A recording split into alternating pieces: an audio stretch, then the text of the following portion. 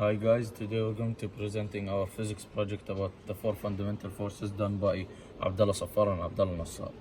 So to start off, the four fundamental forces are, as you can see on the screen, gravitation, electromagnetism, weak interaction and strong interaction.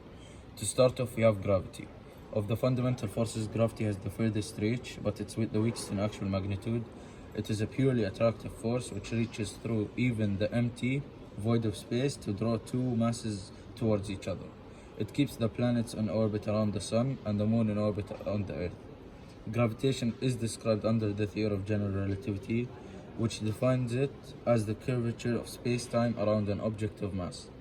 This curvature, in turn, creates a situation where the path of least energy is toward the other object of mass. The second force we'll be speaking about is electromagnetism. So basically, electromagnetism is the interaction of particles with an electrical charge. Charged particles at rest interact through electrostatic forces, while in motion they interact through both electrical and magnetic forces. Back in the 1940s, quantum electrodynamics consolidated electromagnetism with quantum physics. Electromagnetism is perhaps the most prevalent force in our world at this time, as it can affect things at a reasonable distance and with a fair amount of force. So next we're going to be talking about the weak interaction. The weak interaction is a very powerful force that acts on the scale of the atomic nucleus. It causes phenomena such as beta decay. It has been consolidated with electromagnetism as a single interaction called the electroweak interaction. The weak interaction is mediated by the W boson. There are two types, the W plus and the W minus bosons, and also the Z boson. So the fourth and final force is the strong interaction. As you can see by its name, the strong interaction is the strongest force out of the four, which is the force that, among other things, keeps nucleons, which is made up of protons and neutrons, bound together. For example, in the helium atom, it's strong enough to bind two protons together, even though their positive electrical charges cause them to repulse each other.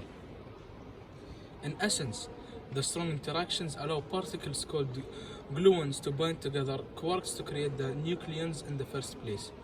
Gluons can also interact with other gluons, which gives the strong interaction a theoretically infinite distance, although its major manifestations are all at the subatomic level.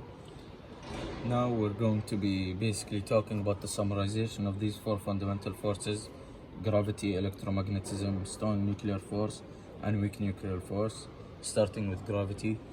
So the conclusion of gravity is that it's attractive only. It has a property of mass.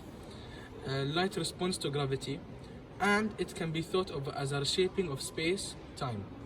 So for electromagnetism, the summarization of it will be: it has an interaction of charged particles, responsible for all surface interactions of matter, and responsible for molecular bonding. For the weak nuclear force, we are concluding it by saying it's responsible for nuclear radiation and fission. Strong nuclear force, what holds the protons and neutrons together in the nucleus of the atom. Thank you guys for listening. And have a great day.